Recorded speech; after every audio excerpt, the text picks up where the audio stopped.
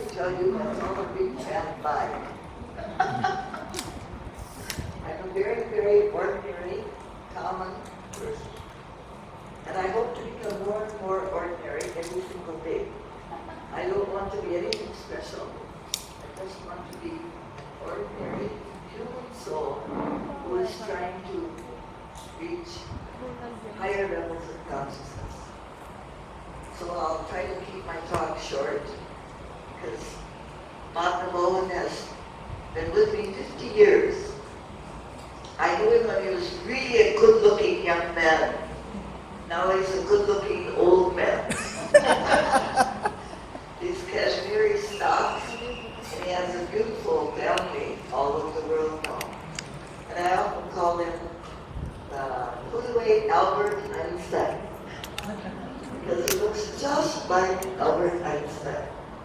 Doesn't he? Very, very wonderful man. But the only problem with Mahatma Mohan is a secret I don't know if I should tell. I knew him 50 years, and he's never heard a word I've said. Anyway, we have a wonderful relationship. Swamiji loved him very much, and he's done a great work in Gandhi. Larry, didn't go in my brain, but can we get Larry back on the Skype? I should have told him that CYTER is the most unique institution in the world. There's no other medical college in the world which has integrated yoga into its medical curriculum. And this credit goes to this person. He has done it, he has started it, he's gone, and he's inspired by son Dr. Anand. He's taught Anand how to do research, how to organize things. And although he's retired, his presence is always very important here. And Dr. Yamato, I told him I meet him every once in a while, once a year, twice a year. And again, a very, very unique, special human. People who have goodwill, loka samgraha. We rarely meet people who have truly goodwill.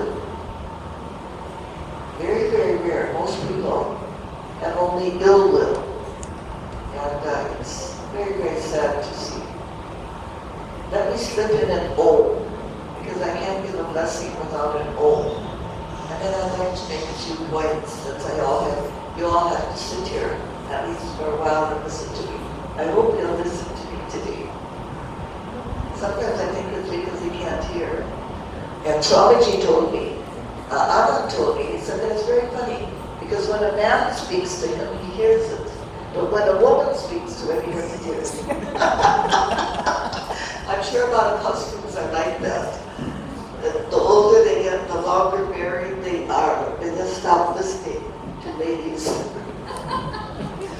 Anyway, let us go on to the mantra, and I'll make a couple of other points, and then let the sessions proceed.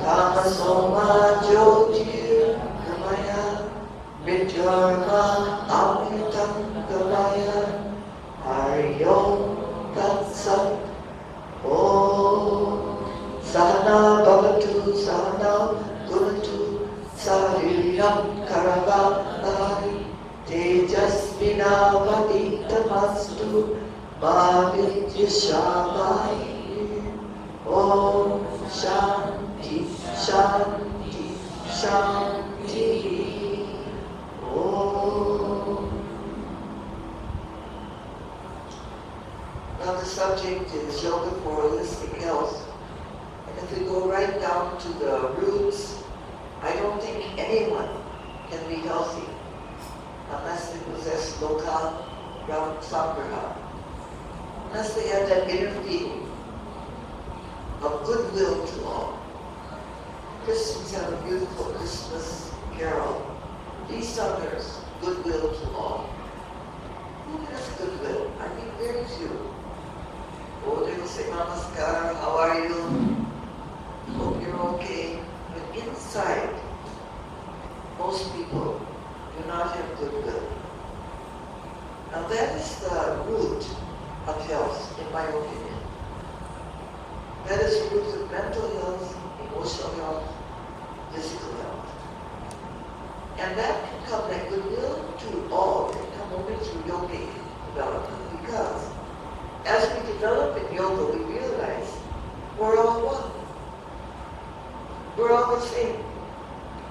When Nina praises me, she's praising Dr. Anando. When she's praising me, she praises Dr. Mohan. We're all the same. We're not different. We're not different entities. When one gets something, we get it also. When another person's happy, we're happy. When we come to that state, we cannot be jealous any longer, we cannot hate, we cannot be greedy, because we're all the one. Can the finger eat the hand? Just because the finger is small. We have our different functions. So that goodwill is the root of all. Yeah. Just answer this. Just want to make sure that no brain emergencies.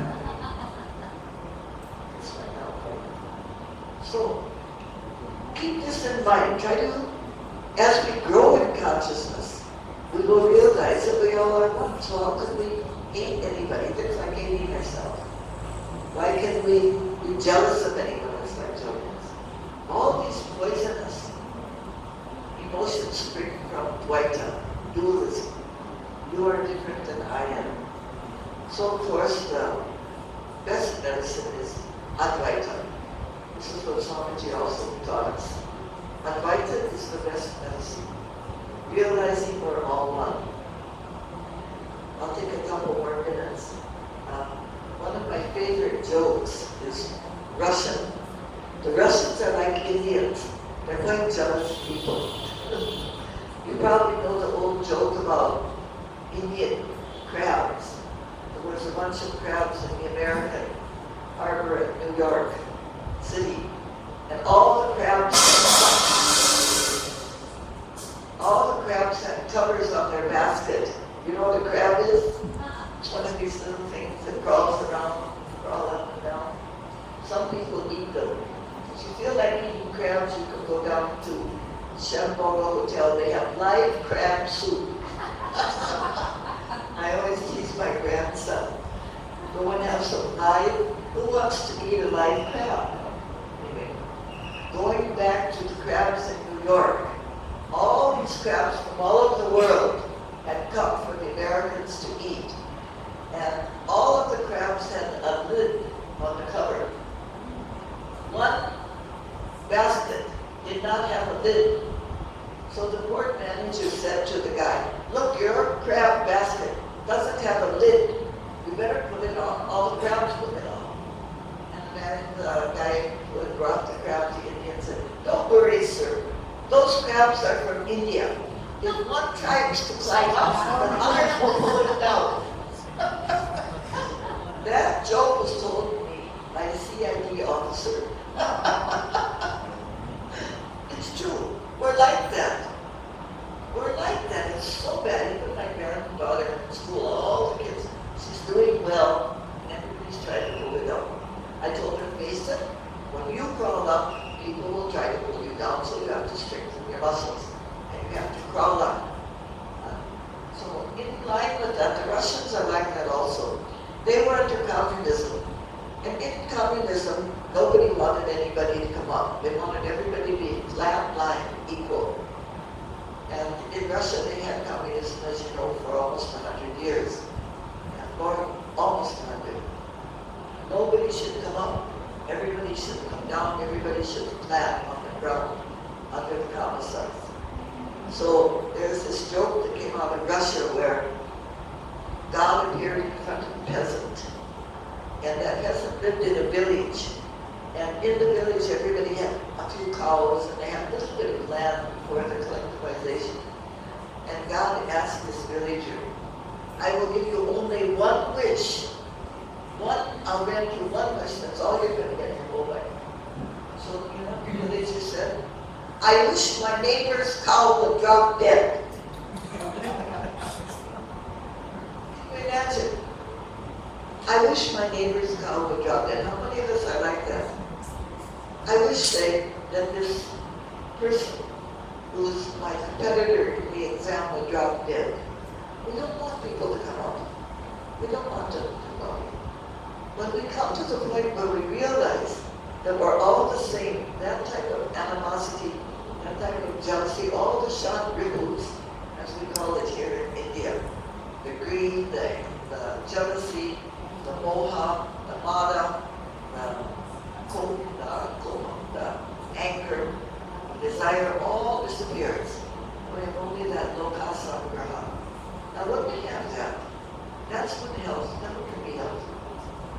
So we have to keep that in mind. Okay, we need medicines, we need heads down, we need mukhabasrikas, we need dharmikasas. Okay, they have a role. But we have to go down to the roots of goodwill. Whenever we feel something bad or hatred for another, we have to go back to Patanjali and follow his advice, Pratipaksha Bhavana. If we have a bad thought for someone, we have to cultivate a good thought. That's what I tell my granddaughter. When your schoolmates get angry with you and are jealous of you for getting a high mark, you just cultivate the thought and say, they don't know what they're doing. Father, forgive them, they know not what they do. You know who said that, don't you? Who said it? Father. Father? See, he's not listening to me either. Father, forgive them, for they know not what they do.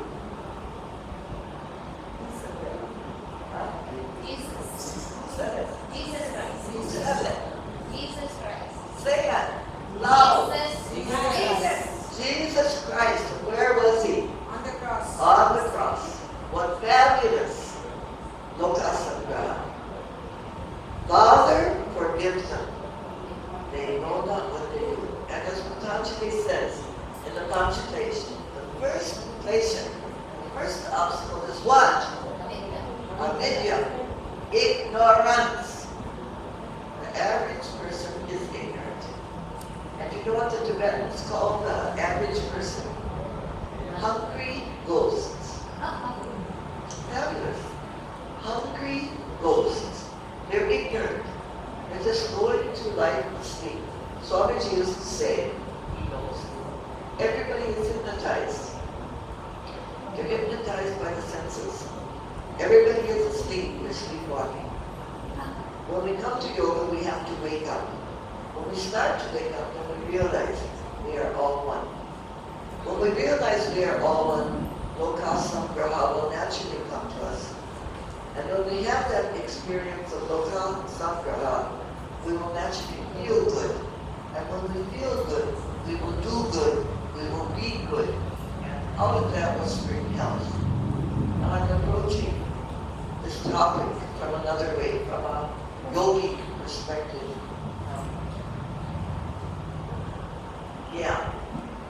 So never forget the importance of yeah when we're talking about therapy.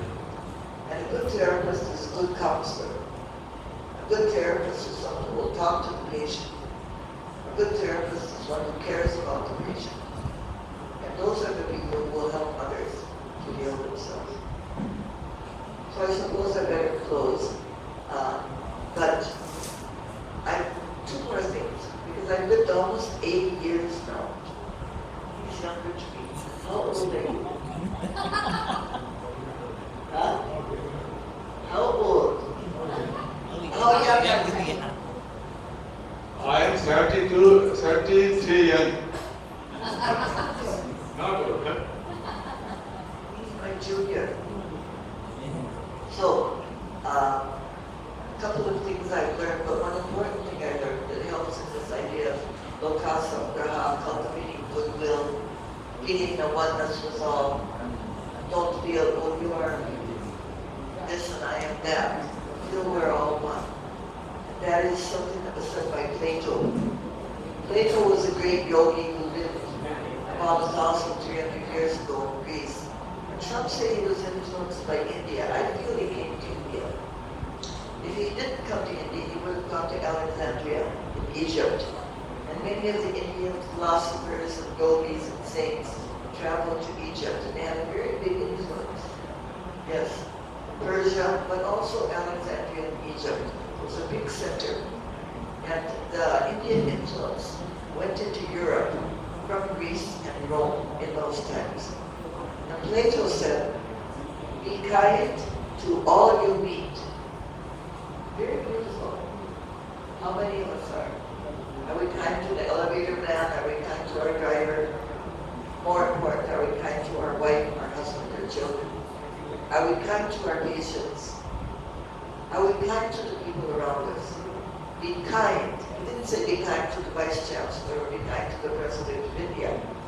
He said be kind to everyone you meet. Everyone. Lokasamgraha. Everyone. Even to bugs and mosquitoes and crabs and lizards and snakes. Be kind to everyone and everything. Because everyone is engaged in a life and death struggle. I love that. To me, it is one of the Manas mantras. Be kind to all you meet. For everybody, no matter how happy they look, no matter how successful they look, no matter how all the celebrities and all these great political figures and business people, no matter what they look like, everyone is involved in a life and death struggle. What is that life and death struggle? To go back to our mantra. To move from untruth to truth, from light to darkness, and from death to immortality. We are struggling to evolve. We're struggling to grow from the animal to man, from man to Rishi, and from Rishi to God. This is what we're here doing. We are here to evolve our souls. No other purpose. Every single one of us, at whatever level we are at, we are struggling to evolve out of the darkness of unconsciousness into the light of consciousness. And that's what yoga is all about. To grow from ignorance to wisdom. To grow from unconscious to consciousness. From asat to sat. From darkness to light, from death to immortality. So let us be kind to each other. Let us help each other. That is part of healing. So those words that we close, those are to me, that is the blessing. Loka samasta sukhino bhavantu. Sarve jnana, janaha, everybody, everything. Loka samasta sukhino bhavantu. May everyone be happy and at their ease. Everybody, not just me, not just you, not just Mama Mohan, not just my son. Everybody, everything. May all be happy and at their ease. May they be joyous and live in safety. Loka samasta sukhino bhavantu. Sarve janaha, sarve, everything. Sarve janaha, sukhino, at ease, happy, relaxed. Sukhino bhavantu. Sarve janaha sukhino bhavantu. Shanti, shanti, shanti.